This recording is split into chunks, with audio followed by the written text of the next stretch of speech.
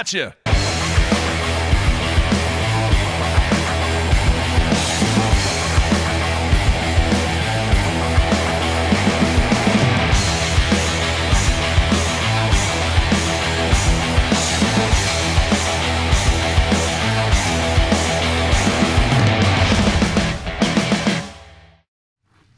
Good Thursday, everybody. Welcome to BTL Bass Talk Live, where we're going to talk bass fishing and anything else that us or the viewers want to talk about. Matthew, it is time for the Sunline Hotline to open up a viewer-listener show today.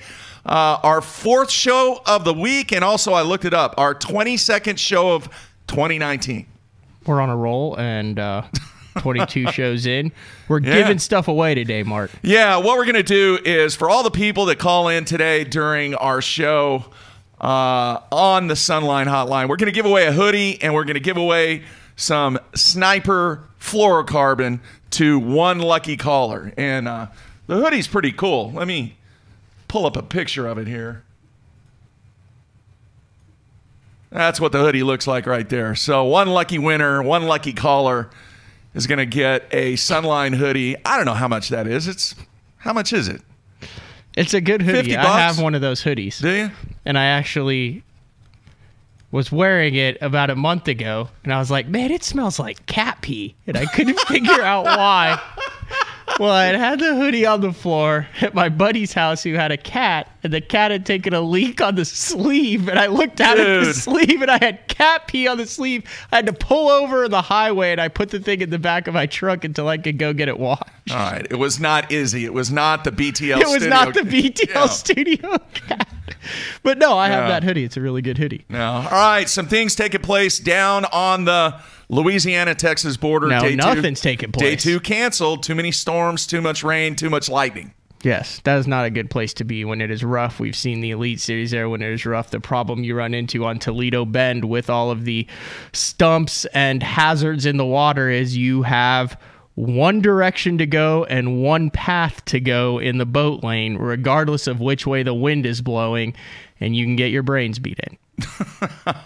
So probably a smart call there. But man, weather-wise, not a great start to the 2019 season after what we've seen. A Costa Day canceled, an FLW Tour Day, 2 Costa Days actually, an FLW Tour Day. The fourth day was postponed until Monday, and now I guess it's just everybody fishes tomorrow on Toledo Bend for the first open. A 2-day derby. I'll tell you what, Brandon Polinick, he's only 6 pounds back on Toledo Bend.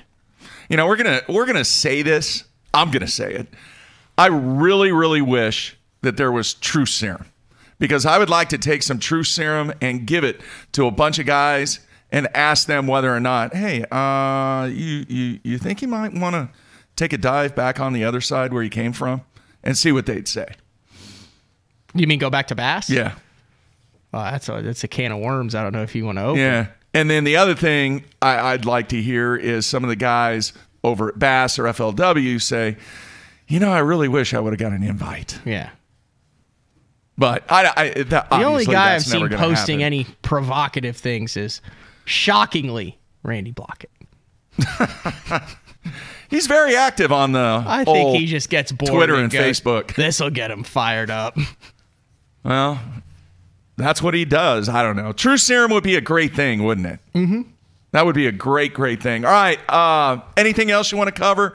We talked about the Open. I will say this. All the feedback that I've received this week, emails, messages, tomorrow I am answering every single one. With the basketball playoffs going on, tonight is the second round of regionals for us. Huge game. Very winnable game for us. But as soon as I can, Friday morning, I'm going to spend some time and respond to all the messages and emails that I've received this week. So I will get that done tomorrow. What else, Matthew? You're just going to breeze right over the fact that your beloved shoe company did not have a great night last night. You're going to bring that up. I was fired up. I was really, really excited to watch this game. Explain what happened for those who aren't in college. Well, the number one basketball player in the country, Zion Williams, the biggest rivalry in college basketball, Duke versus North Carolina last night, 32, 36 seconds in. I don't know how President long it was. Barack Obama's there. Ken Griffey Jr., Spike Lee. Zion has the ball. He goes to cut in the paint to make a move, and he suffers a blown tire. Basically, his shoe disintegrated. It's just a freak. It was a freak deal. An absolute freak accident. And you come in here ripping Nike, ripping Duke, saying they should dump Nike. They should not have anything to do with that shoe company anymore. I was just going a little overboard.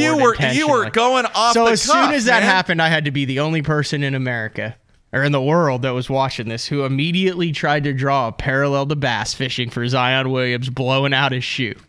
And I thought to myself, you know, you're on the national stage, the number one team, the number one player. I'd been reading about how he was going to sign a $100 million deal. This was all before this happened, just with the shoe company. And I said, has there ever been in professional bass fishing the biggest stage, or one of the biggest stages, which would be, you know, a final day of a tournament, a Bassmaster Classic, where an angler who was on live or was being covered had a catastrophic equipment malfunction that actually cost them the tournament, to where you could look back and say that piece of equipment really did a screw job for that guy? You know, and I've tried to recall, and maybe some of the viewers and listeners can recall a situation like that. I can vaguely remember back in the 90s that somebody had a trolling motor issue. Trolling motor just stopped working, and I cannot remember who it was. But I vaguely remembered that there was a trolling motor issue sometime in the 90s that ended up costing somebody. And then after that, that's when a lot of people started carrying an extra trolling motor in their rod box. The first thing that came to my mind was Jordan Lee in the Classic on Conroe. Obviously, it was fresh in our minds after he had a great tournament in the BPT at Conroe. But remember that Classic, he was going under the bridge, had motor issues, was only able to idle. But he wasn't in the lead. He didn't have a lot of... I think he was in either 11th or 13th. And hell, the fact that happened was the only reason he won the Classic. He was the first one to say it. He couldn't move. He just stayed there. He caught his mid-20s bag and hopped in another boat and rolled in. Yeah. All right, I want to get to the phones. Here's what we're going to do. We're going to take a quick break and then come back and open up the phone lines here on a Thursday. And are you going to venture out this weekend, dude? I'm considering it. Going to be nasty. I'm considering it. Nasty weather this weekend, man. We'll see. All right, we're going to take a break. Come back. Open up the phone lines right here on a Thursday. Everybody stay tuned.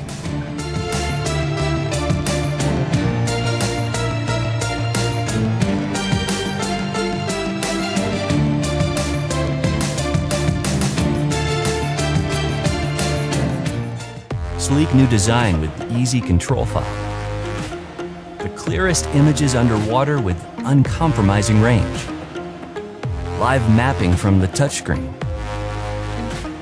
View notifications, video, even Google Maps on screen. And for the first time ever, real-time view of fish movements with live sight sonar. HDS Live. New from Lowrance.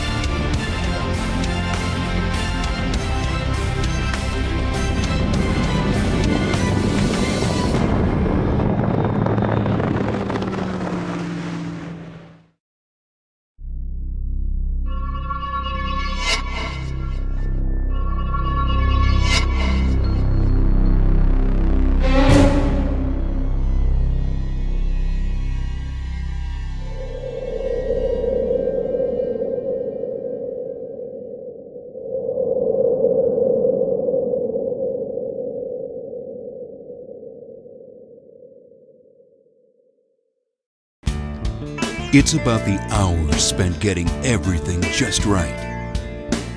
It's the attention to detail. Good just isn't good enough. It's the years spent on the water day after day.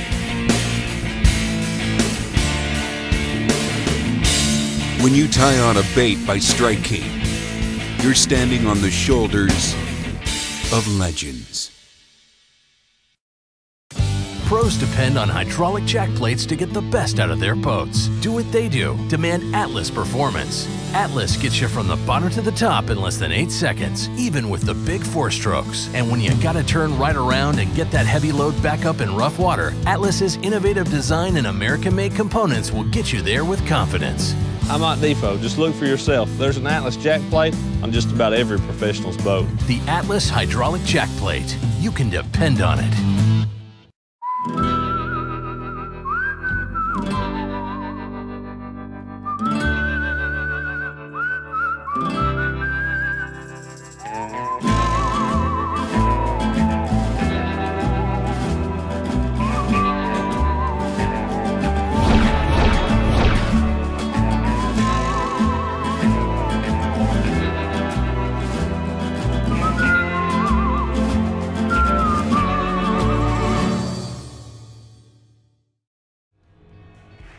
Hey guys, Aaron Martins here. I'm going to be telling you about a new product by Sunline. It's Siglon PE x8. I've been using it almost extensively all year for my frogging, flipping, drop shotting, shaky heading, worming, jerk baiting. It's by far my favorite Sunline braid. I honestly, I don't say this unless I think it's true, but honestly it's the best braid in the market of any of the braids. Definitely check it out. It's a price point line, $14.95 for 165 yards, and that could last you a whole year, just one spool with using leader material. It's Siglon PE x8. It's my favorite braid, and I think if you use it, it'll be your favorite braid too. AFCO has a new foul weather rain suit called the Hydronaut. A lot of the features that I really like about it first is the speed vent hood. If it's raining out, you know how a person gets wet is when you run down the lake and the hood comes down. With the speed vent hood, it's going to stay up. It has a camera mount in the pocket on the chest. The Hydronaut has a 2-layer, 100% waterproof nylon shell. If you're interested in a rain suit that has a lot of cool features that's going to keep you dry, you need to check out the Hydronaut from AFCO.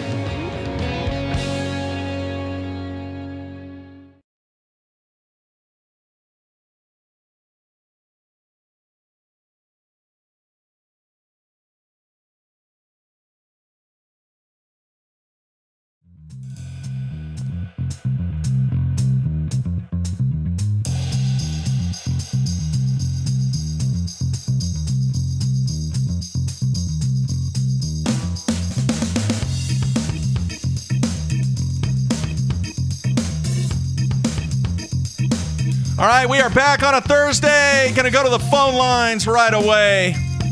And we have our first caller of the day, Matthew. Can you hear me? Yeah. Oh, okay. I was just making sure. No, you're doing a great job bringing it back. I just let the...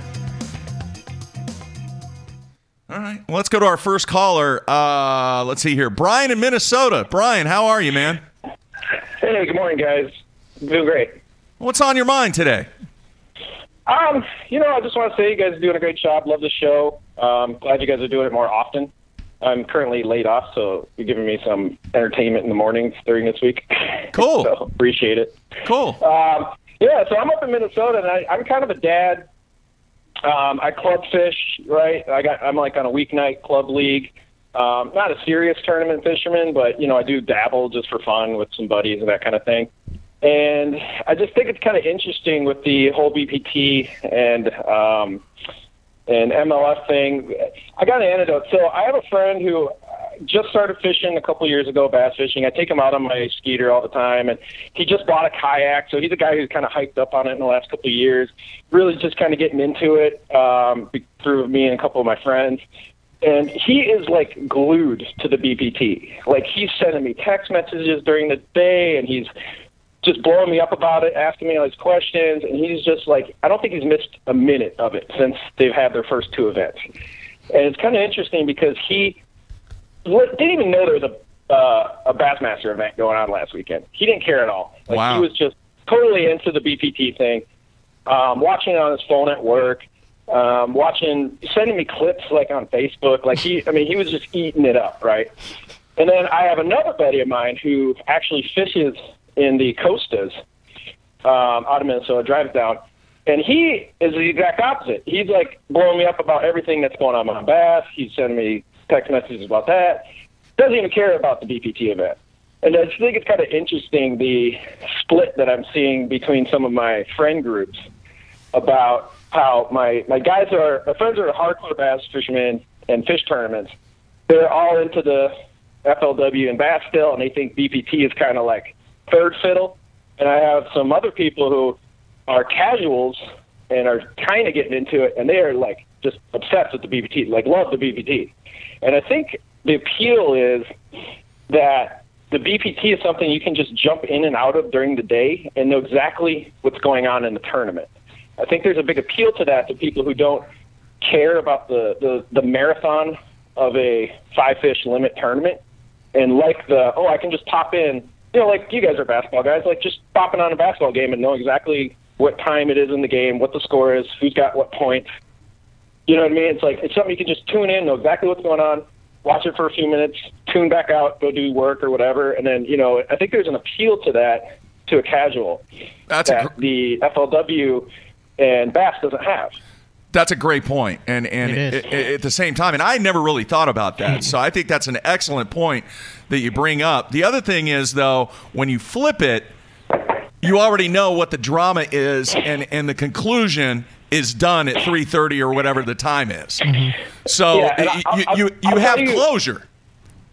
You have closure. Absolutely. And I'll tell you that my buddy who was into the BPT, he was like clearing his schedule to watch the last 30 minutes. So, at the elimination days.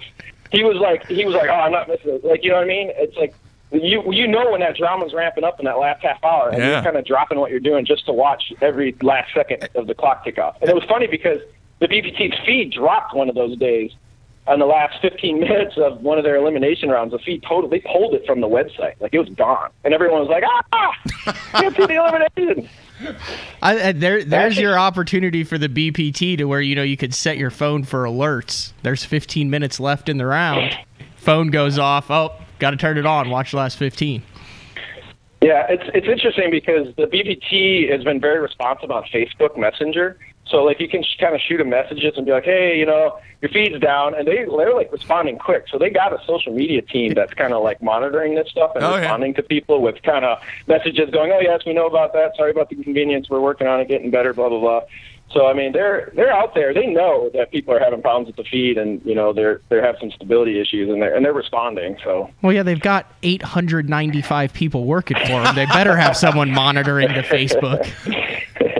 I've noticed that the feed is crashing the most during commercials. Yeah. Like when the event is going on, it's fine. It's when they cut into the favorite commercials or the spots is when it's always locking up, especially for me, because I have it on all day. And it's like, fine, and I leave the room and I come back in and it's frozen on a commercial. Yeah, there's a reason for that. There's a reason for that, and I have the answer, but nobody's called me. I know what it is because I experienced it. Well, I'm sure they could figure it out, too. Well, then they're 2 events into it, and they haven't figured it out, Matthew. Oh, so are you saying you're the only one? I'm not saying that. I'm just saying I know what the solution is. That's all I'm saying. All right. So hopefully they'll get it done by Raleigh. But I'm not a hardcore tournament guy, but I have friends that are hardcore tournament guys, and they're all about FLW and bass. And then I have friends that are casuals, and they're just thoroughly enjoying the BPT. So I mean, it's kind of interesting to see how they are attractive to people who don't really care too much about the marathon 5-fish limit tournaments. That's a great point. And I'm sure that's part of the appeal that the consumer that they're trying to capture the attention of. We had Edwin on the show yesterday, and I mean, we kind of discussed that a little bit. It looks and feels more like a professional sport. It really does. It's easy to jump in and out. It's easy to know who stands at what, who stands where, who's having a good day, who's having a bad day, in in 30 seconds when you tune in. All right, man. Great points. Thanks for calling in. Thanks for watching.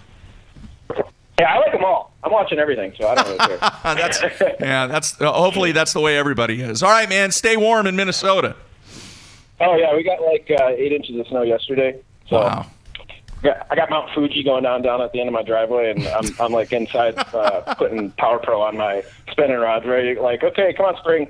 Yeah, your season starts in 5 months, though, doesn't it? I don't want to talk about that. We're still in ice fishing mode up here, and we're all getting kind of bored with it. Yeah. All right, man. Take care. Be safe.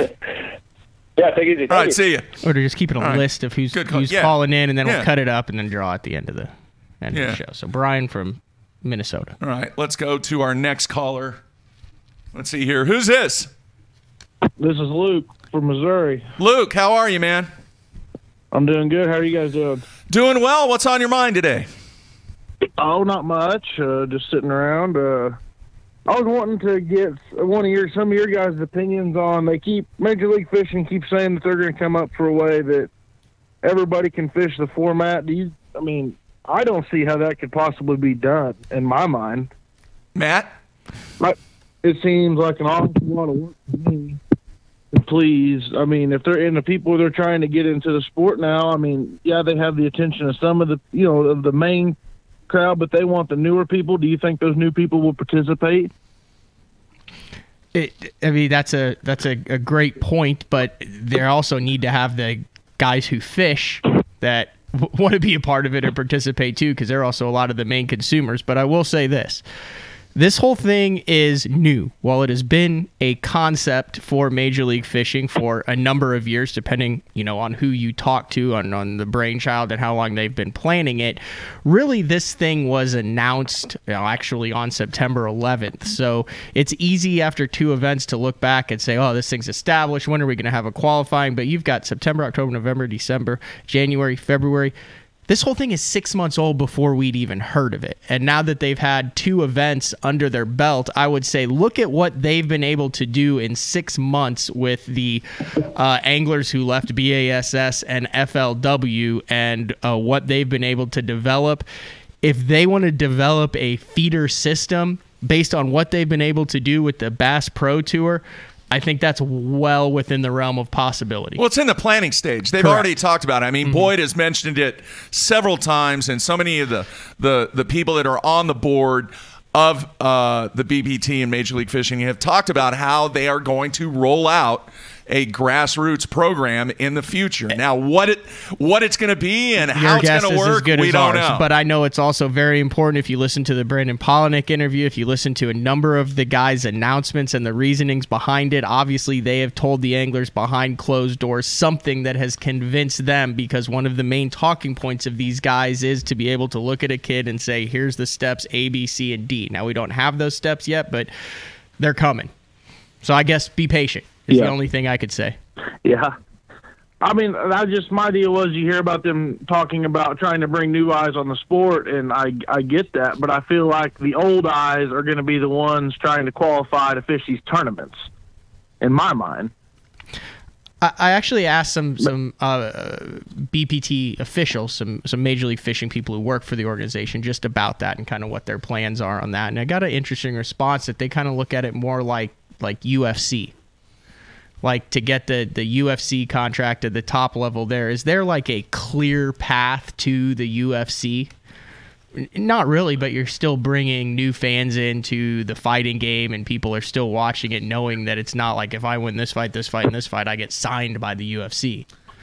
Yeah, but then you have the Brock Lesnar situation. That's what I'm saying. He's doing both, so he's bringing what? I don't know, attention to you have a both? number of different fighting leagues, and then the UFC pools from those fighting leagues. Yeah.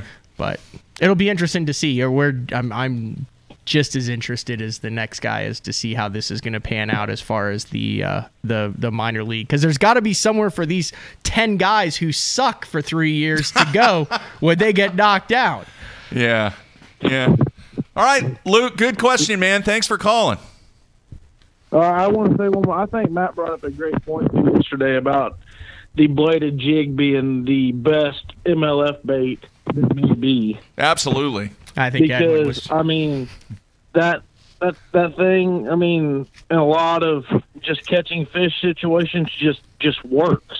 There ain't hardly any river in the country you can't run up and catch some fish on a bladed jig, in my opinion. It's a great point. Great point. Absolutely. All right, man. Well, you guys have a good day. All right, man. Take care. Thanks. See you. That was Luke from Missouri. It's still cold up there. All right. Let's see. The phone lines are blowing up. Let's go here. Hey, you're on. Who is this, and where are you calling from? Hey, this is Jay from Michigan. Jay, how are you, man? Wonderful. What's First, on? I want to say how how much I enjoy watching your show. I love how you guys don't take a side one way or another. You just tell the story straight. But a couple of things that I wanted to bring up.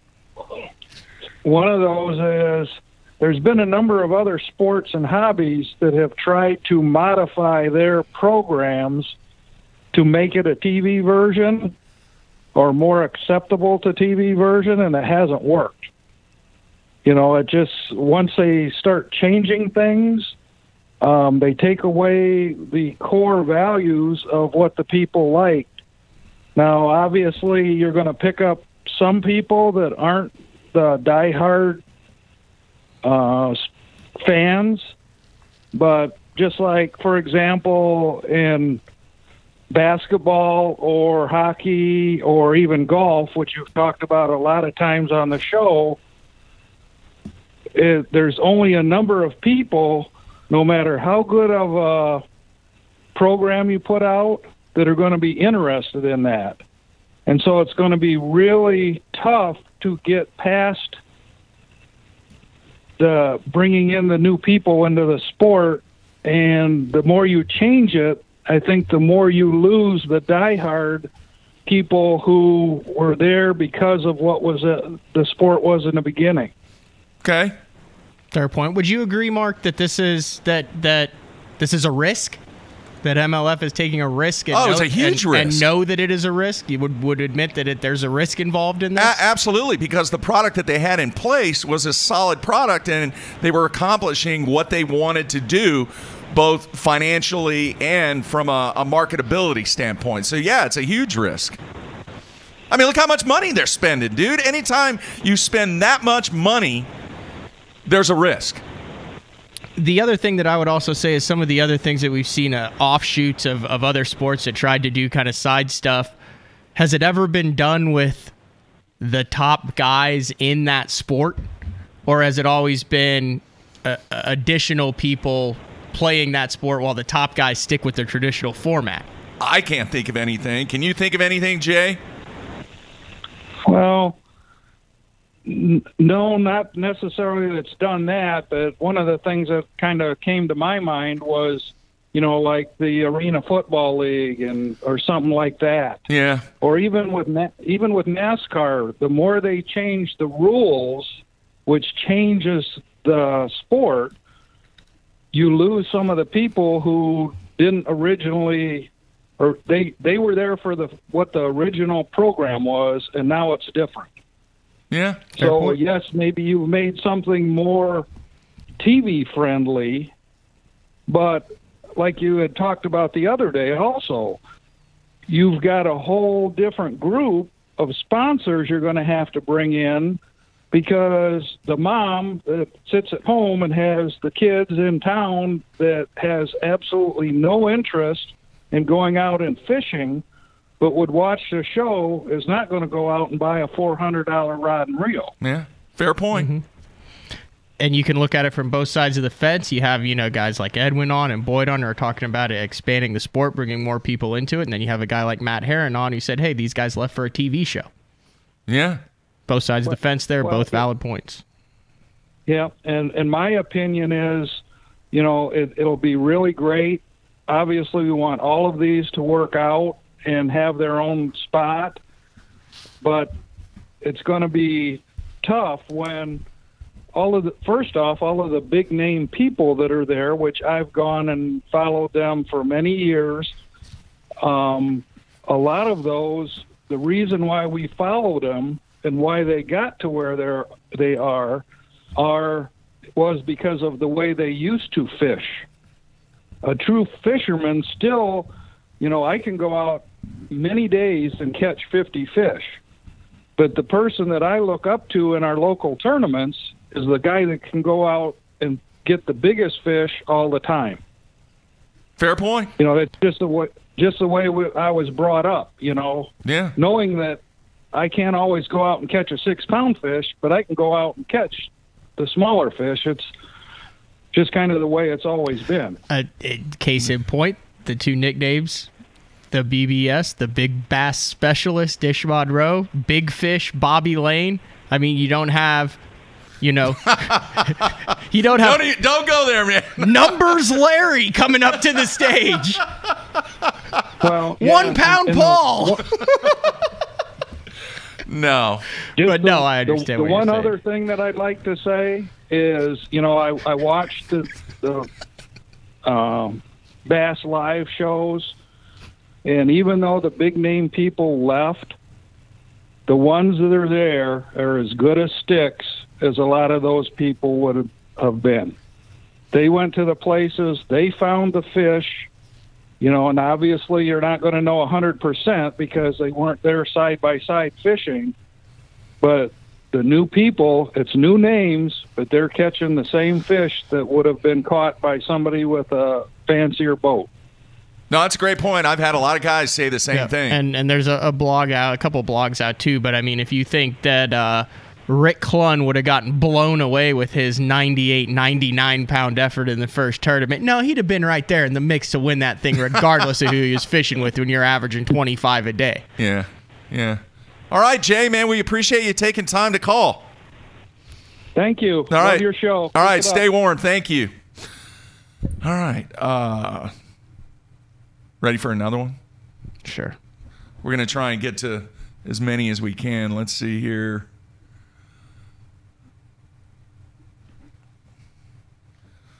Hey, who is this and where are you calling from? It's TJ. I'm from Idaho, live in Montana now. Cool. How are you, man? Good, man. What's on your mind today? So I just wanted to kind of say that everybody kind of needs to settle down, right? I mean, Bass is going to be just fine. FLW is going to be just fine. These guys have made a decision to try something new. And at the end of the day, that's their decision. They are their own brand. I've been a guide and in the outdoor industry my entire life. I've guided all over the country. And this industry... He went away. Oh, we had him good, too. TJ. I wanted to hear what he had to say. He's in the hills of Idaho.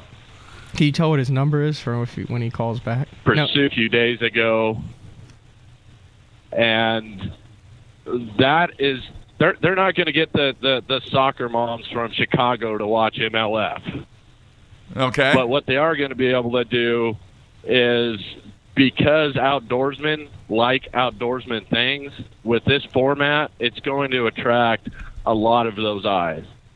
You know, being on the river my whole life, whether I'm rowing a boat for trout fishermen or if I'm on one of our high desert lakes in Idaho guiding bass trips,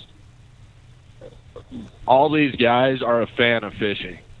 You'd be amazed at the high-end sports figures and everything else that I guide that have never really bass fished but are enthralled with this show. And so I think that's where they're coming from. I think that's going to be their audience. That's going to get bigger, that they are going to watch it. It is a product. I fish tournaments a lot. I mean, I go after it pretty hard. And yeah, I like catching 5 fish. That's the way I prefer to do it. But at the end of the day, this is a product that people are going to go after and are going to enjoy. And I have friends that have made it to the elites. And quite honestly, I feel like this is, to a large part, is Bass's fault. Those guys never really felt like Bass really kind of gave a crap about them. And when you work that hard to go through and finally make it to that level and kind of go broke trying to do it, that shouldn't be. There should be more in place that a guy doesn't have to worry about how he's going to feed his family as he's chasing his dream once he gets to that level. All right. Fair enough, man. Is it cold in Idaho? It's got to be freezing. He's in Montana now. Oh, Montana. I'm sorry. It's got to be cold there, too. Yeah, well, I live right on the border. I go back and forth. Yeah, man, you know, we've had a really nice open winter until about the last month, and it is freaking freezing, let me tell you. It's got cold. Who's the Bass Nation dude from Montana who's made like made a couple classics. I think he runs like an old ski. Yeah, you know, he grew up in California. The guy's a stick. Mike Dominic, he's kind of the director of it now. Curtis is the president. And honestly, growing up and having my business and growing up in the business in Idaho for so long, my dad traveled all over fishing tournaments, and Idaho has been so overlooked. And to tell you the truth, even though I lived next to the state, I never gave Montana a second thought. And honestly, you guys would be absolutely amazed at the quality of fish in this state. It's, I mean, if you're not 22 pounds a day, you ain't getting a check. Wow. It's largemouth and smallmouth. It's impressive. It really is impressive.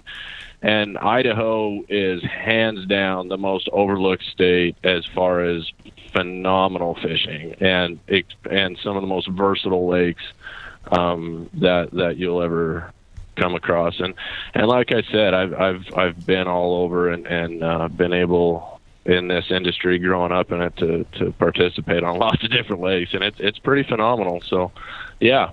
Cool. All right, man, we appreciate you calling in. Try and stay warm. All right, man. You too. Thanks. All right, take care. That's interesting stuff there. You ever been to Idaho? I was trying to think that. I feel like I have. Been to Idaho multiple times. I had an aunt and uncle that lived in Fruitland, Idaho, and then I had an aunt and uncle that lived in Wenatchee who had an apple ranch. An apple ranch in what Wenatchee. The Wenatchee Apple Ranch. Yeah. It was very, very cool. And then one of the best state fairs I've ever been to was the Idaho State Fair. Oh, you're damn near a native. It's pretty cool. All right, let's get back to the phones here. Let's see. Who is this and where are you calling from? This is Leonard from Michigan. Leonard, how are you, man? Good. How you doing? Good show, guys. Thank you. What's on your mind today? Well, I love the new Bass Pro Tour as a novelty, but I kind of have a little bit of resentment when they say it's the future of the sport. You can't duplicate it. It's logistically impossible. If you want to play a round of golf, you can grab 4 or 5 guys, you can go do it. You want to play a baseball game, you can do it. You want to go bowl a tournament, you can do it. You can't duplicate this stuff. On a bigger scale, it is a logistical nightmare if you want to do anything over like a 20-boat field. Yeah. And you have to have co-anglers that don't know each other, and you have to have a high level of trust, and you have to have a big investment as far as the scales, and you have to make sure that the scales are zeroed. And there's a lot of other factors in play instead of, hey, show up, bring your 5 biggest in, we'll throw them on any number of rotary scale, digital scale, whatever, but it's the same weight. You can look at it and say, there's the 5 fish that beat me. Give the man his money. Yeah, it's a great point. Right. Now, as far as the future goes, there's only a modicum amount of tension between all 3 of the tournament series. But in 3 years, they've got 10 guys they've got to replace. They're just going to go steal them from those 3 tours again. That's when your tension's going to pick up. Well, you're going to replace 2 of them with no names. I think what they're going to do is by then they're going to have some type of qualifier to obtain those 10 spots. But if they don't, that's what's going to happen. That's what's going to happen. If they don't develop, you're right. But all indications are, from what we have been told, is they are going to have some type of qualifier to fill those spots. How interesting would that be if they don't develop a qualifier, and then how much pressure would that be? It'd be like, hey, if you're in the bottom 10, we just chuck you out with no league to go back to because of the qualifying structure. Well, that's exactly how it was put out. If you talk to Brandon Polinick, he's already held the threat that if they don't show him that clear path within the next year or so, he's gone. Said that on our show. Yep. But like I say, this thing's been around for 6 months. They've said they've fully intended to do it. We have no reason not to believe that they will do it. They're trying to get through each tournament as it comes right now. Once they have a chance to take a breath, maybe do some R&D, figure out. I mean, they wouldn't have said that if they didn't have a plan. Yeah. Yeah, but they don't have a plan. That's the whole thing. They've announced, and I agree. But now we've got your owners. They all fish. Who's doing that management part of that if they're that involved in the fishing? I mean, there's 24 hours in a day. I sure hope they do it. I really do, because I will watch every minute of it that's out there. I just can't at this point until they prove that they're going to do what they say. I can't put money into it. That's a good point. Fair point, man. Appreciate you calling. Hey, keep up the good work, guys. All right, thank you. Take care. Yep. Bye now. He's got some valid points there, but the conversations that I've had with Boyd and everybody else, there is a plan. We just don't know what it is to implement that feeder system. I've heard a whole bunch of number of things. Yeah. From everything. I mean, every month it's a different concept of how they're going to implement it. Because obviously, if you think about it, it's going to have to be implemented on a large scale.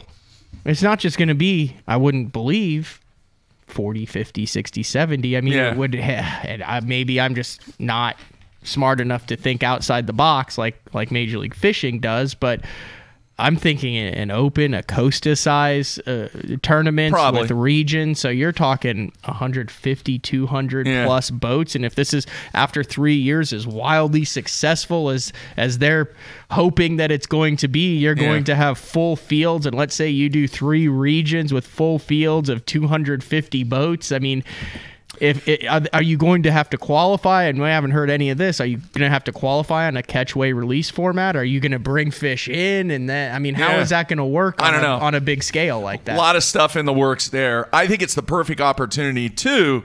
And we've had multiple shows over the years about this subject, about bringing in a PTQ. A Pro Tour qualifier, where for every tournament you have an event prior to the event. First 80 who sign up get in if you're a member of the. Yeah. So I think that is a huge opportunity to go with the PTQ. All right, let's go back to the phones. Who is this and where are you calling from? Hey guys, this is Joe from Pennsylvania. How you doing? Doing good, Joe. What's on your mind today? Well, I know it's kind of old news at this point, but I think the whole mass exodus of anglers from Bassmaster, and I think to a lesser extent FLW, could have been avoided if Bass and FLW, before MLF made the anglers choose, if they just did not schedule events on top of one another. I think the incentive for the anglers, at least at Bassmaster, would have been different because, okay, if you chose to fish the MLF tour, that's the only tour you can fish. But if you decided to stay at Bassmaster, you would have had the added option of possibly fishing the FLW tour too. I'm sure it wouldn't have worked for everybody, but I gotta think at least some of the Bassmaster anglers would have decided to stay. It's a valid point. You can fish Bass and FLW. This thing, though, was announced in September after both of their schedules had been announced with the Chamber of Commerce's, the tournament permits that are required, the ramp, the on-site activations for those. It's not like you can just call up and switch it a weekend. That's very difficult to do. Now, I will say I talked to, and it seems like you were sitting here and we're like, they have a whole year that they could schedule this stuff in. Why are they scheduling on top? Mark, you went off on this. You called out Johnny Morris on a previous I didn't call show. him out. I offered the olive branch. So that Johnny is the one that can make this happen. So I'm there at the Bass Pro Tour event, and I asked Mike Malone, who schedules the BPT events, that exact question about the scheduling on top and all that. And he kind of brought up some interesting points that I had not really, I guess, physically thought of was, so you have a tournament season, you know, that's basically January through September, early October, depending when the championship is. There's a certain number of weekends that are off the calendar. Easter, 4th of July, Memorial Day, Labor Day, those things where you don't want to have it. Then there's a number of major industry events, ICAST, the Bass Pro Shop Spring Fishing Days, Triton Owners Tournament, things like that. So that already. Then there's also a number, I mean, sometimes you don't want to schedule on top of other, you know, Valentine's Day or stuff like that. So now you're stuck with a certain number. There's typically not a lot of tournaments in the heat of the summer for any three of those. There's a long break typically in July, the end of June. So now you're whittled down to these. Then communities have other festivals that are going on, you know, April, May, fall festivals. So you end up with a set number. And he said that's how tournaments get scheduled on top of each other. He said, you know, he talks to, you know, Bill Taylor to make sure he's not scheduled on top of the Forest Wood Cup or to make sure they're not scheduled on top of the Bassmaster Classic. But when it comes down to it, there's only a certain number of open weekends that the communities have that falls based on the calendar and the holidays. And it is what it is. When you have the three tours, you're going to have them scheduled on top of each other, was his answer. Yeah, that's a fair point. That's something I hadn't considered. All right, man. Thanks for calling in. Appreciate it. Hey, thanks for taking my call, guys. You guys enjoy your nasty weather coming up. Yeah. All right, man. Take care. Just as a follow-up, it still freaking sucks. What's that? To have them all scheduled on top of each other. But I think his point was, and it was a valid point that I hadn't thought of, was after the BPT was announced, if FLW and Bass had gotten together, adjusted their schedule somehow, and said, listen, we're going to make it viable. So if you don't want to go to the BPT, you can then fish BASS and FLW. Yeah. Now, is that ever going to happen? No. But it's a great, I mean, it might. Yeah. Do you think it would have been more enticing to some anglers, or do you think that it would still have been competing under the old format? Because remember, then those anglers would have had to pay the entry fee for the FLW tour under their payout with what they. I don't know. I think that is not the main reason why everybody left. Could it have been a factor? Yeah, it wasn't. They didn't leave because they couldn't fish the FLW tour and Bass. Yeah. All right, let's go to the phones. Hey, who is this, and where are you calling from? Hi there, this is Adam from Colorado. How are you guys doing? Doing good, Adam. What's on your mind today, man? Not too much. I guess one thought I just had, especially you being an economics guy, Mark, is kind of what are your thoughts as far as when the economy kind of downturns at some point, you know, with kind of FLW saying they're going to stay the same, Bass bumped up their stuff, you know, obviously BPT came in hot and heavy. How do you see the outlook, I guess, with everyone? Hey, this whole thing is driven by the economy. It really is. That is a great point, because if people do not continue to spend money, it's going to make it really difficult for sponsors to get out the checkbook and write those big checks.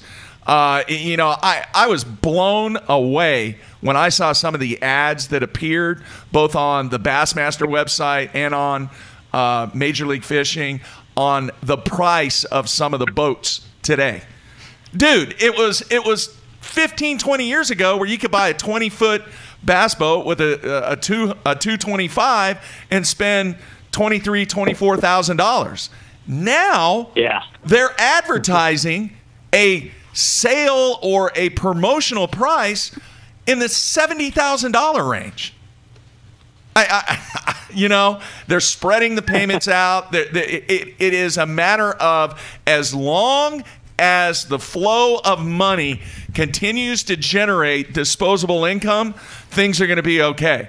But when that disposable income is gone and people have to make decisions on what their budgets and what their money is going to be directed to, that's where you're going to see this whole industry kind of struggle a little bit. Tighten up. Yeah, it's about the disposable income, man. It really is.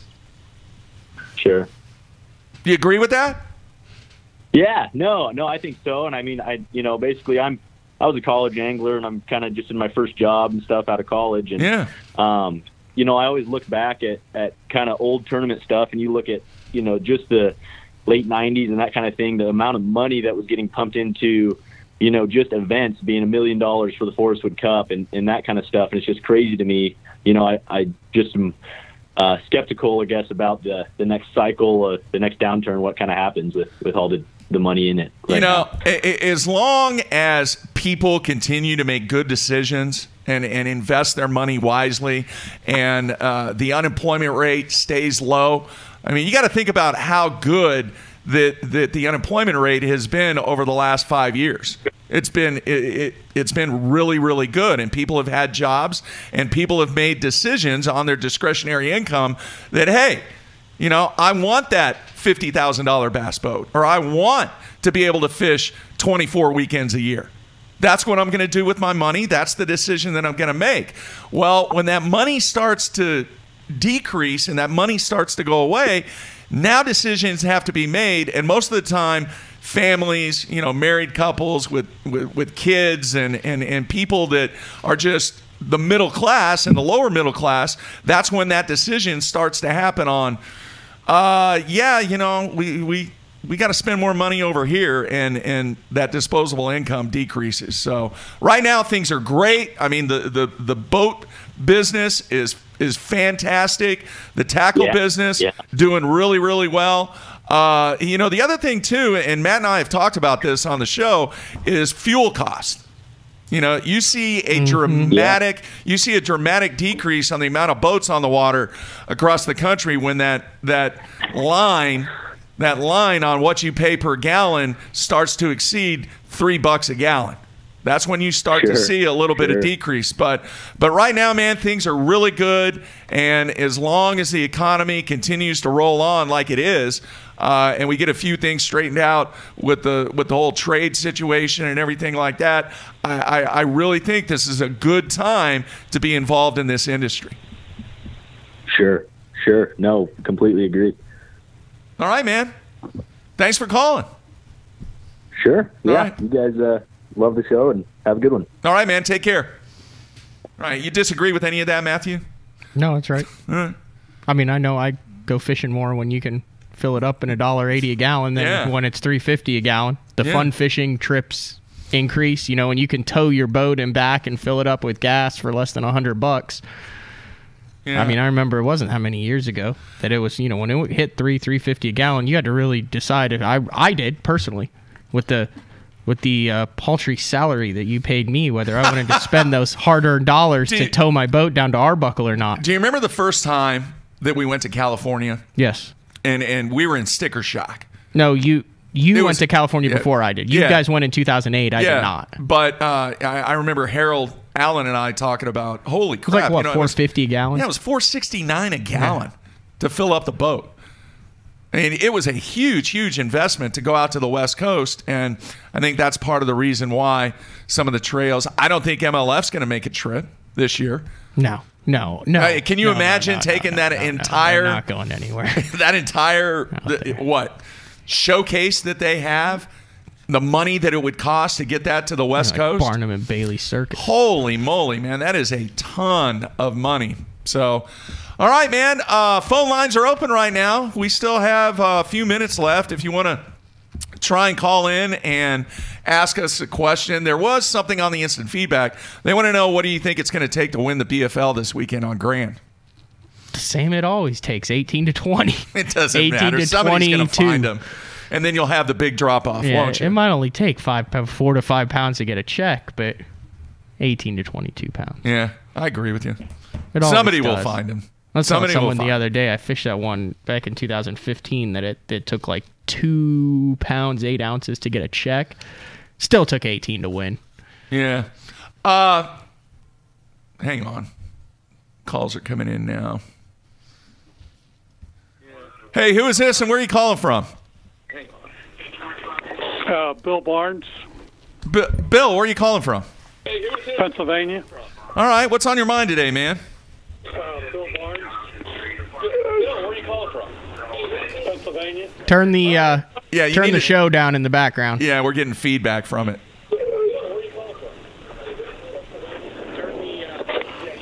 Bill, you still there, man? Yep. Okay, you got the volume turned down? Yep. All right, what's on your mind, man? The new ownership face at Bass has been missing in action. why haven't we heard from him more? Speaking of Chase Anderson. Yes. I think he was at the first event. I can't verify that. Dave Rush was not at the first event, but he was at the second event. I do know that he has been doing a lot of media in the Tennessee area. Several radio shows. And television stuff in preparation for the Bassmaster Classic in Knoxville. So I think we will see more of Chase, as kind of the public face in the future. That being said, I thought it was interesting. They kind of brought back Bob Cobb for some of the highlight stuff for some of the shows that they've had. So, yeah, I think over the next few weeks building up to the Classic, you're going to see more of Mr. Anderson. And I will say this. I will say Chase, while he might be awesome business-wise, not the most polished public speaker.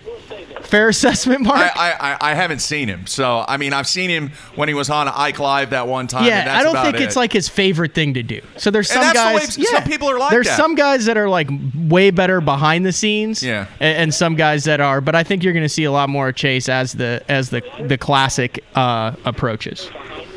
Are you a firefighter? Yes. Was. Retired.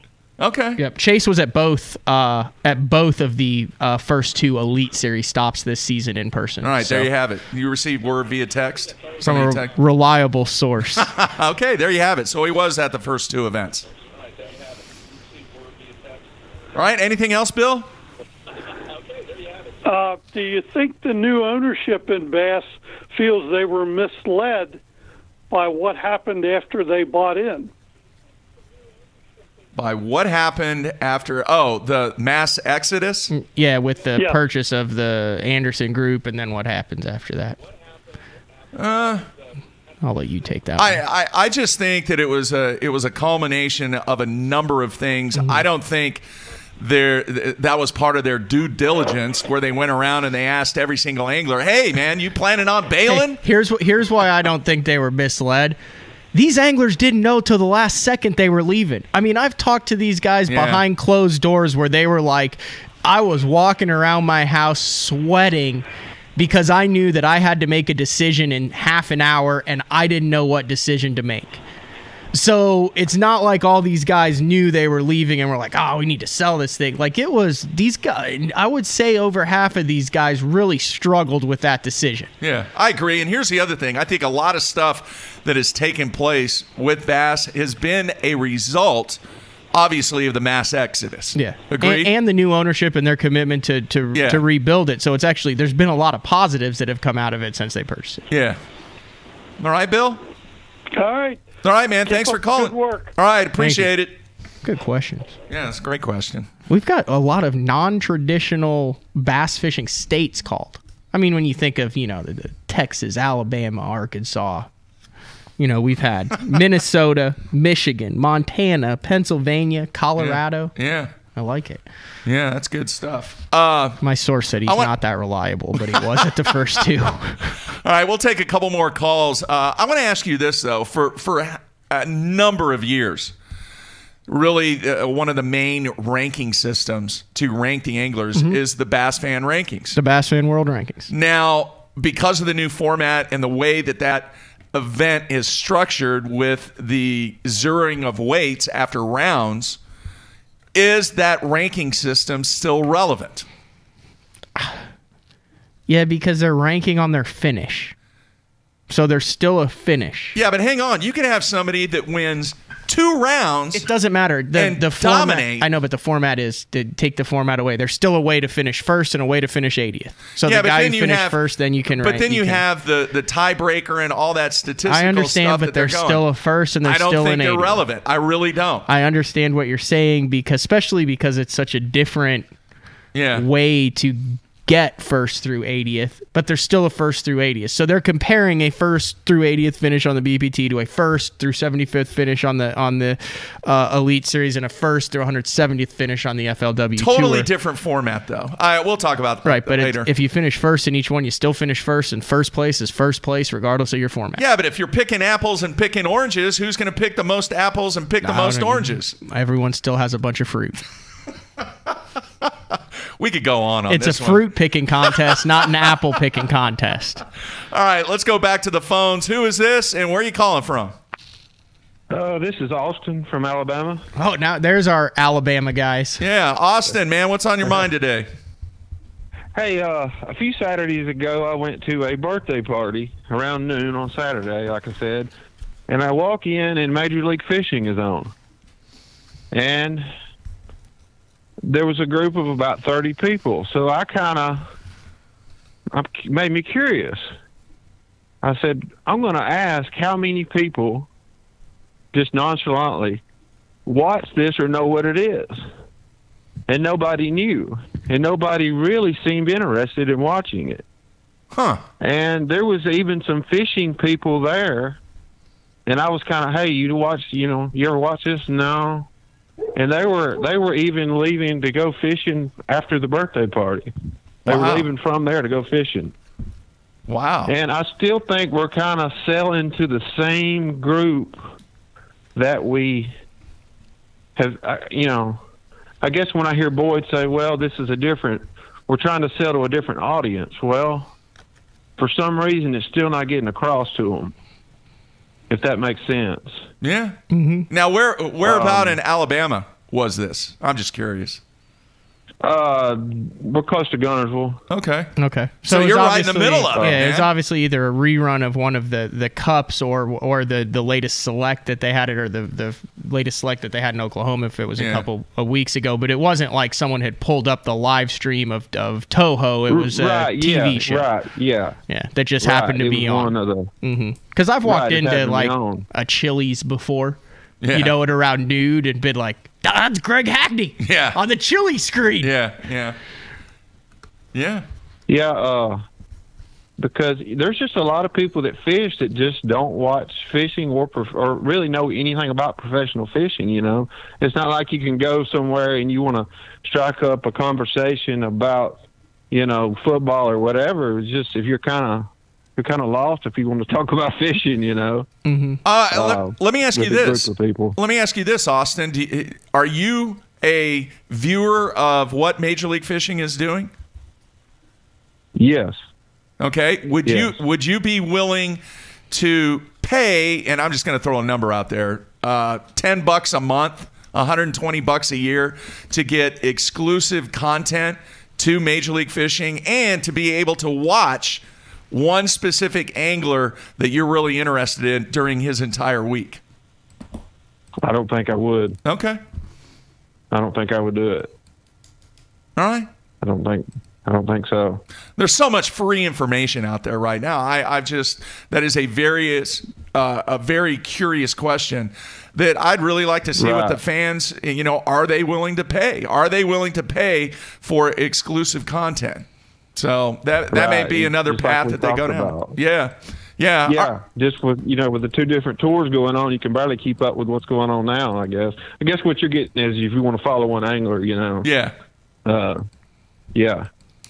All right, good stuff. Well, I just wanted to bring that up, but I was,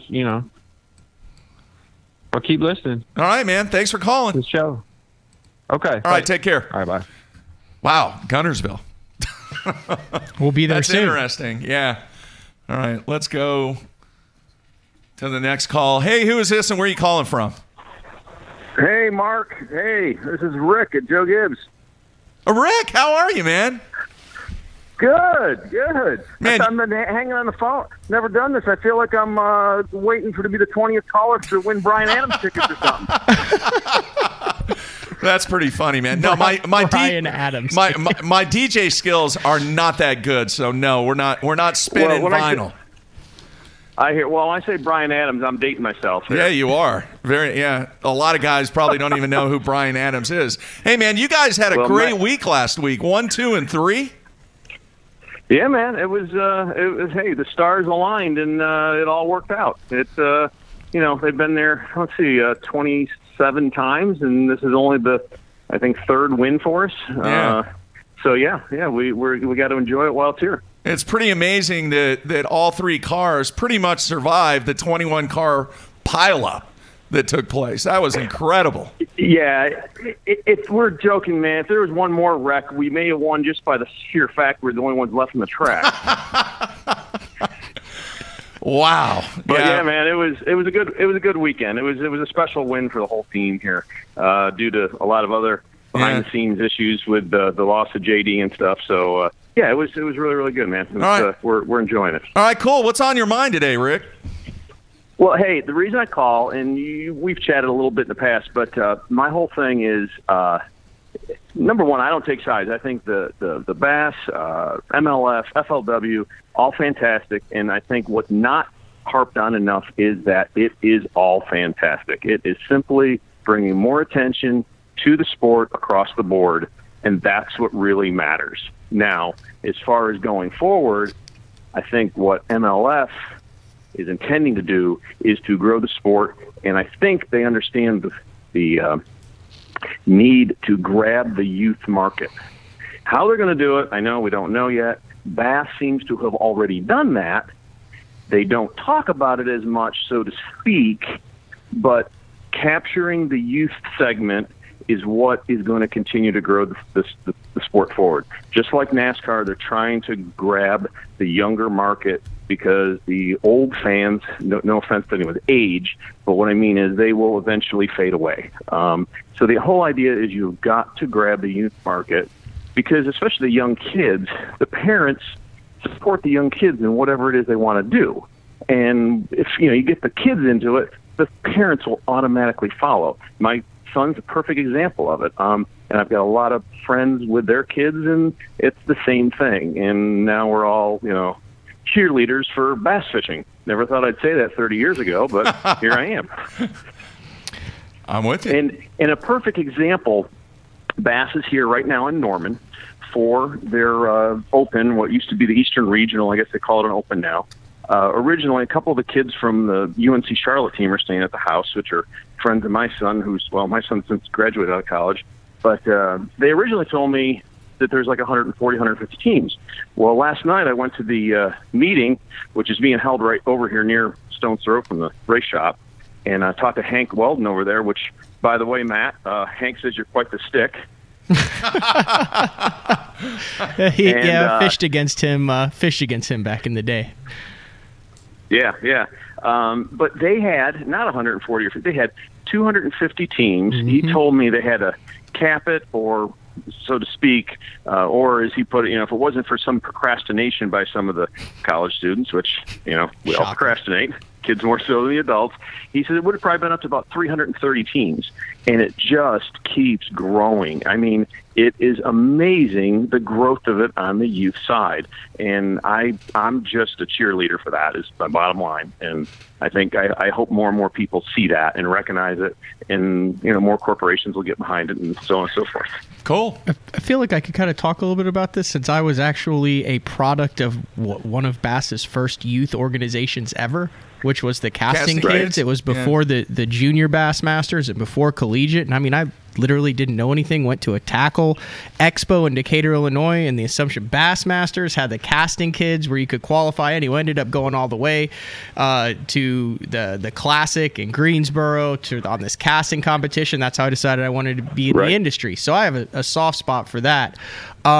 You talk about capturing that younger market, and Bass and FLW have done a great job with the TBF, the high school, the collegiate fishing, and then Wade Middleton's CBFCS as well. So you have the 3 collegiate organizations, 2 high school organizations.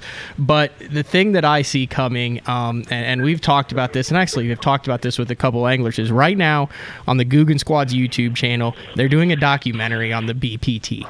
And they have never really focused on the professional fishing tours before. They signed Dustin Cannell, they have Scott Martin, they just got Jacob Wheeler this year, and there is 94,000 views on this first 7 or 18-minute part of the documentary that's, the world's first Major League Fishing Bass Pro Tour beginnings, and underneath it are hundreds of comments of kids going, I want to be on the BPT, I want to do the BPT now. Right. That's reaching a big segment that aren't following Bassmaster but are now following the BPT that aren't fishing collegiately, they're the ones who are 10, 11, 12 years old growing up watching this. Hey, now. Rick, let me say this real quick, and I think what's going to happen, Yeah, man. because of the Bassmaster Classic this year and because you have so many of the BPT guys participating in the Classic, I think what's going to happen is you're going to have a crossover of those people that Matt was just talking about that may not be aware of what's taking place over on the bass side because they've never really seen tournament fishing before.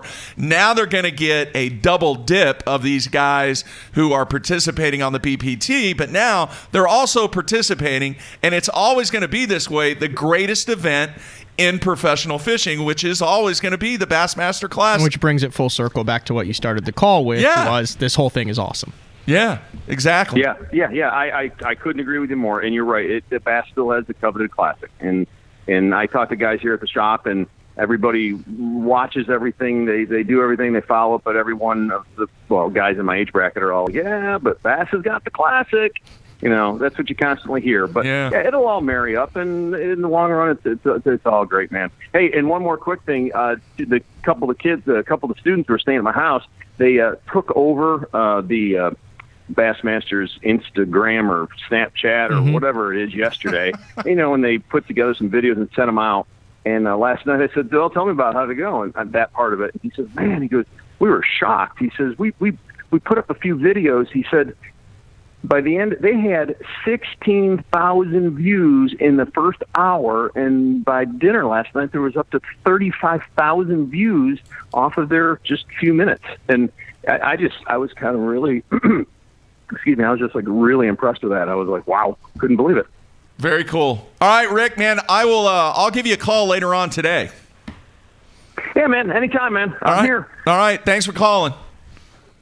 Catch you guys later. All right, Thanks. see ya. Great show. Keep it up. See ya. All right, Bye. thanks. Yeah, man, Joe Gibbs Racing went 1, 2, 3. Very emotional. It was cool. It was neat. Really, really neat. All right, a couple more calls. Hey, who is this, and where are you calling from? This is Binkwood from Michigan. How you doing, man? And, I'm doing good. Hey, I just would like to address that. Some of these guys that are complaining about the MLF. I don't think they really understand. What the difference is. In the format. I mean, let's face it. Most of these guys that watch these live shows are tournament anglers, or at least were tournament anglers. And they're kind of wired for the 5 biggest fish, and certainly we understand that consistency is what separates the men from the boys, and they don't like the zeroing of weights and stuff like that. But these guys are trying to put out an entertainment, and they're it's really the only professional league because they're paying their anglers to fish. And what they're trying to do is get people that don't follow as hardcore to watch these shows, and they're trying to create excitement. And it's just a different approach altogether. And guys that have tournament fished all their life just can't accept that change.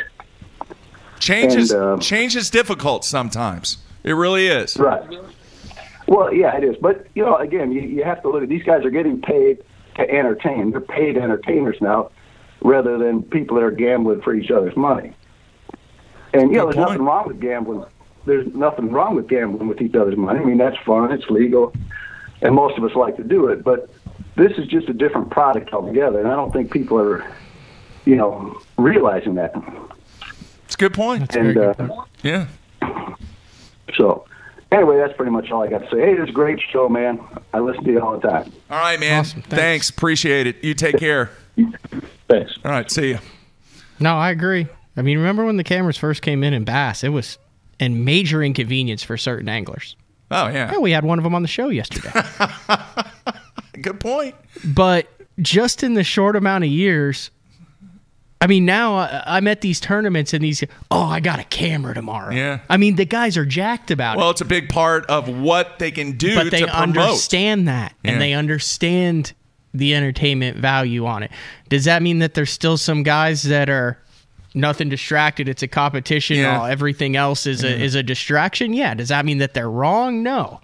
But those are the guys who aren't going to typically make as much outside as the guys who are affable and open on camera. No, you're right. All right, back to the phones. Who is this and where are you calling from? Hi, this is Joe from Tennessee. How are you guys doing this morning? Doing good, man. What's on your mind today? Water. Lots of it, right? The Tennessee River, they reported it at 2 million gallons per second flowing through some of the dams. Wow. Now, the Classic is less than 30 days away. So I had two questions. A, how do you think people are going to win down there at the Classic?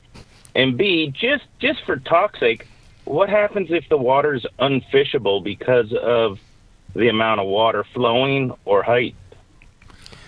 Wow, that's two great questions. And as far as how it's going to be won, I have no idea. I'm not even going to go down that path. Selfishly, I hope some dude gets on big smallmouth and makes the run down to the two lakes, and I want to see I want to see smallmouth win the Classic. That would be cool. But that's just me personally. Yeah, me too. I don't think it's going to be won that way. But is it going to be like what happened on an FLW at the Cumberland River, and that 18-inch factor going to affect it down there? I'll just say it in a perfect world. People are going to get those 17 3/4, and they're going to pull their hair out.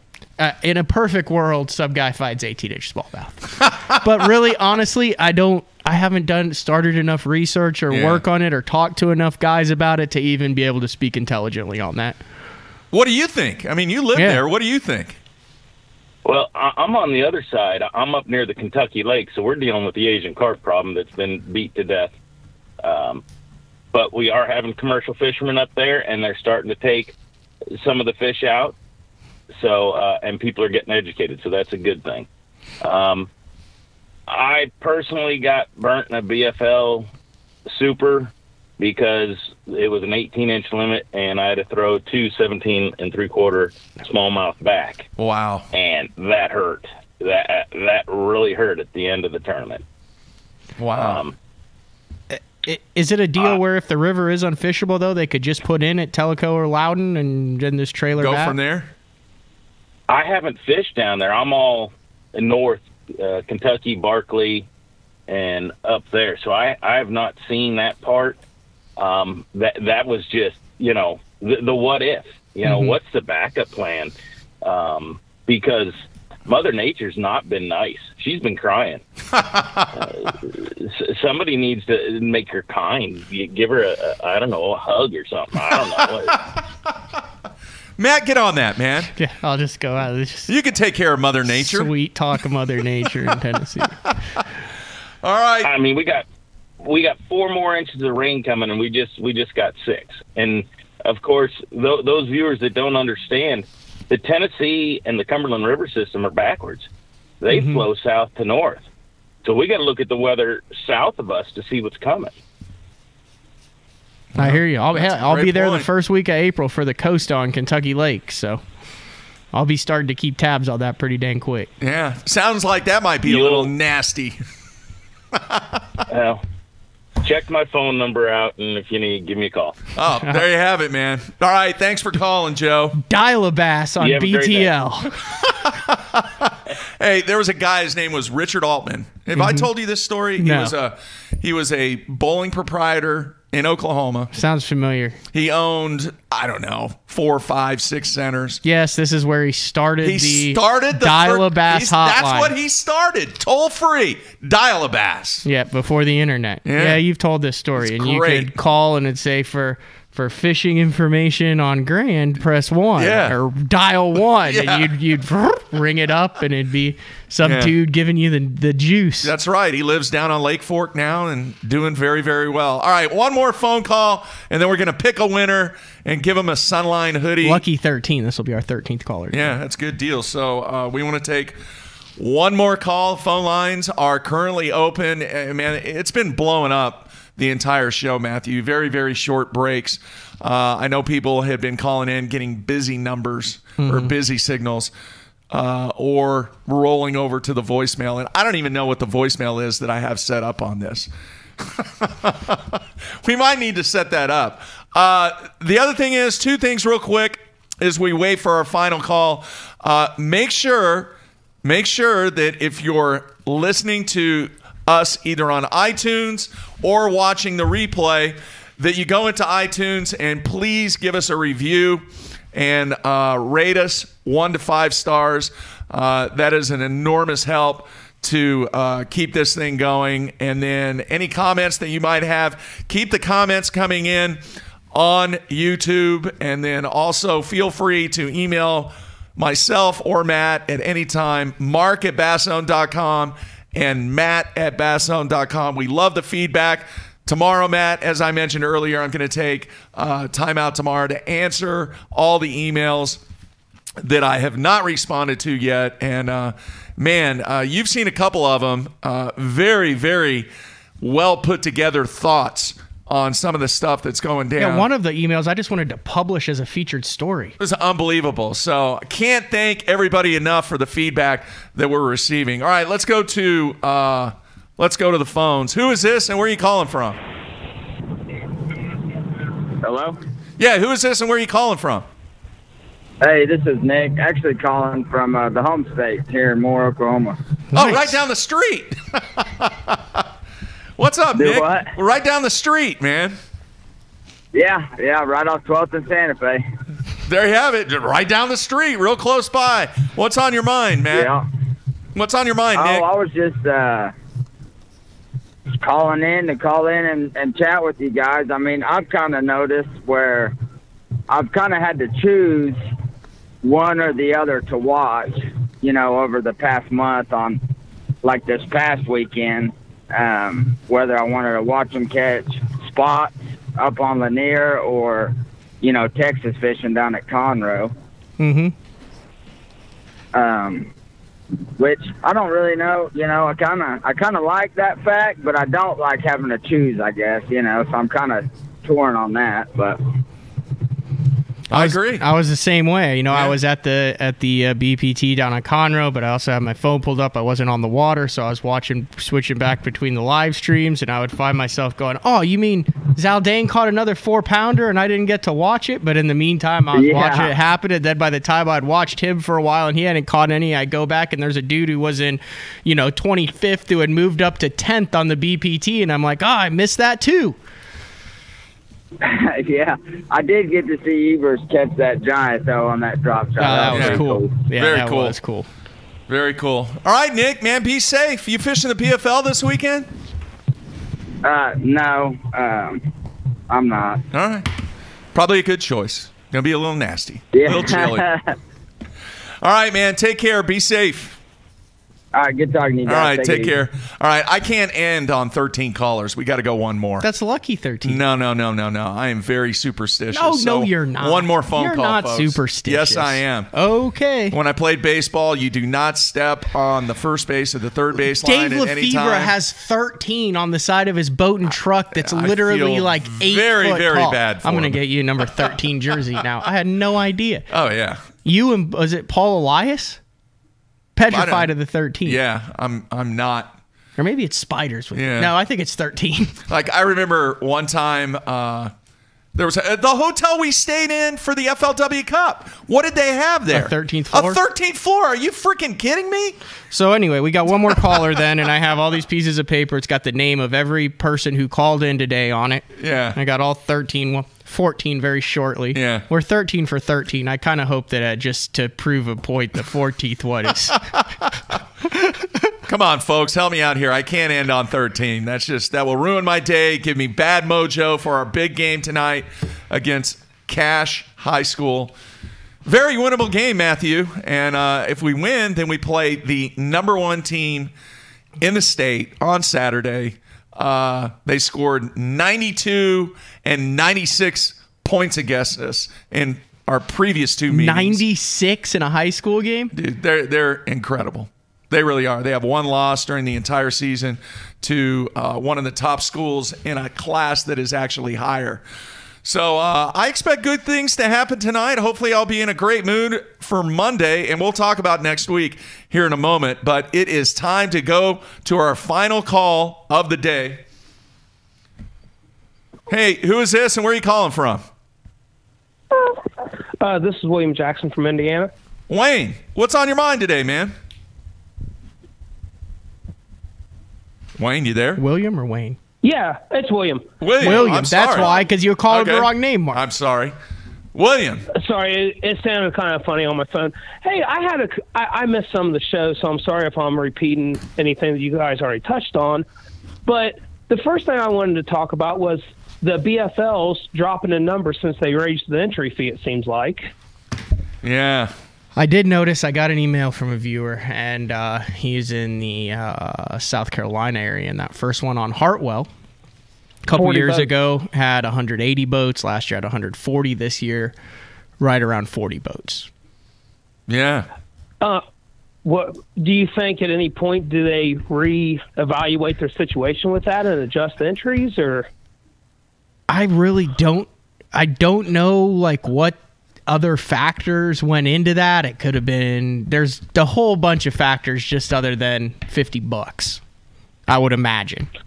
I would. Well, yeah. The redistribution of payout was one for sure.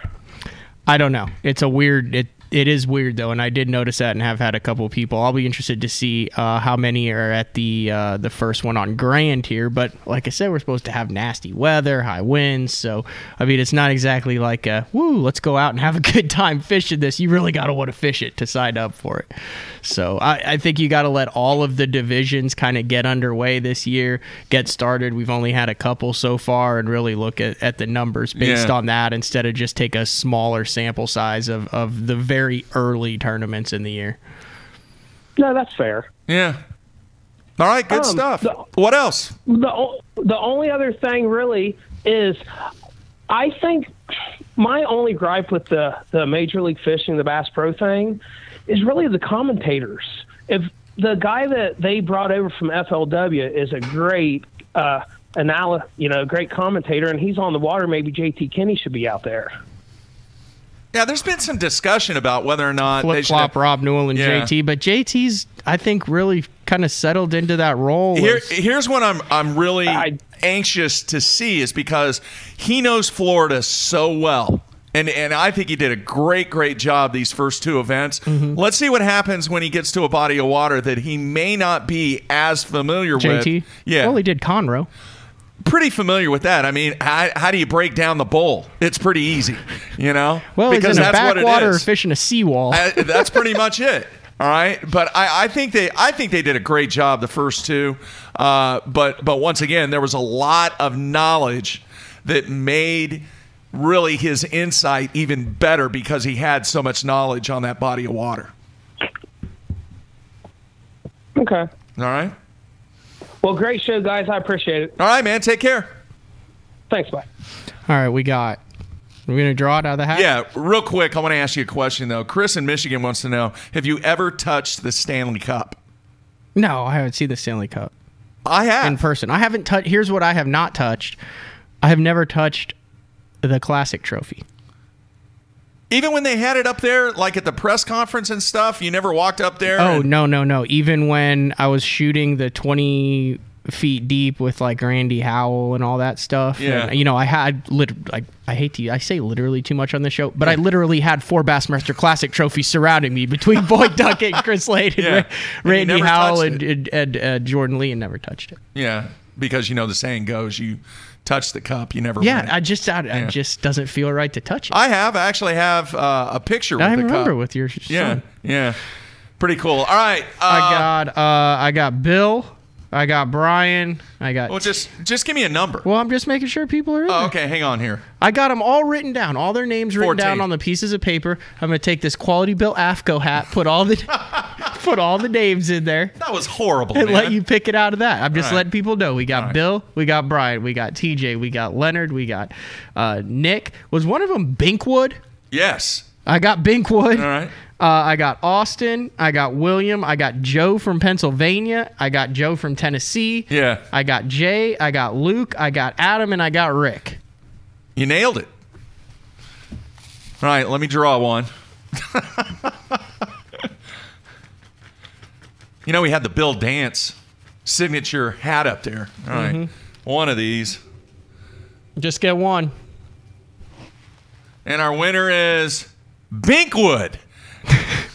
Nice. Binkwood from Michigan. All right, here's what you need to do. Send me your hoodie size and what pound fluorocarbon sniper, No, correct? you made that real complicated. You should have just said you're going to send him some.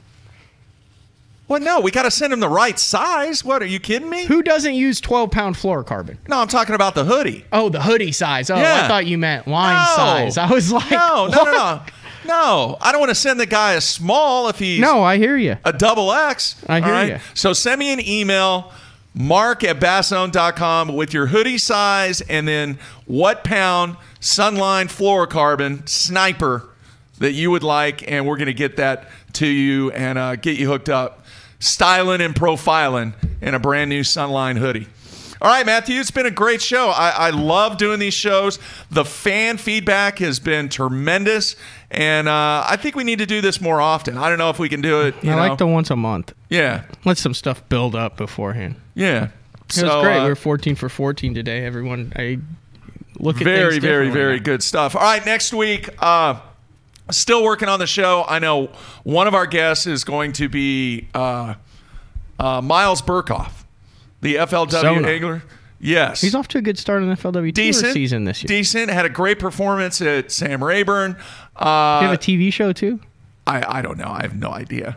But we're gonna have him on. I don't know what day of the week this week. But I also want to get somebody on to start talking about the Classic a little bit. Start talking about it is less than a month away. It is creeping up on us, man. And with all this weather and all the rain, all the flow through that's taking place on the Tennessee River, we're going to work toward really kind of showcasing what's going to go down here in a month at the Bassmaster Classic. So busy weekend for me, man. I really, really hope we win tonight. Probably the biggest game of the year because it really sets things up for the remainder of the playoffs. You're the only person who can transition from the Bassmaster Classic to Oklahoma State playoff basketball. Yeah. What class is it? 4A. Class 4A Oklahoma. Yeah. There's 6A, 5A, 4A. 2A, Can we watch 4A. this on live stream? No, will not be live stream. Be a packed house, though.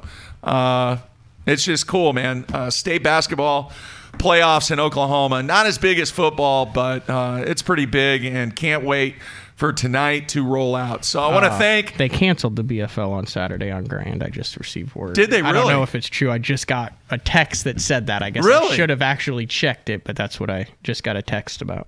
All right, he'll look into that. So many thanks to all the people that called in today and the instant feedback. And folks, we're going to try and do this at least once a month. And just great stuff, great feedback from everybody out there. And once again, please make sure you review us on iTunes and keep the comments coming. Feel free to email me or Matt, and we will definitely get back to you. And that's about it, man. Have fun this weekend. You seriously are going to try and go out this weekend? I don't know. I'm open. I got no plans. 10 killer, huh? Maybe? Possibly. All right, everybody be safe, stay warm. We will talk to you on Monday right here on BTL. We're out of here.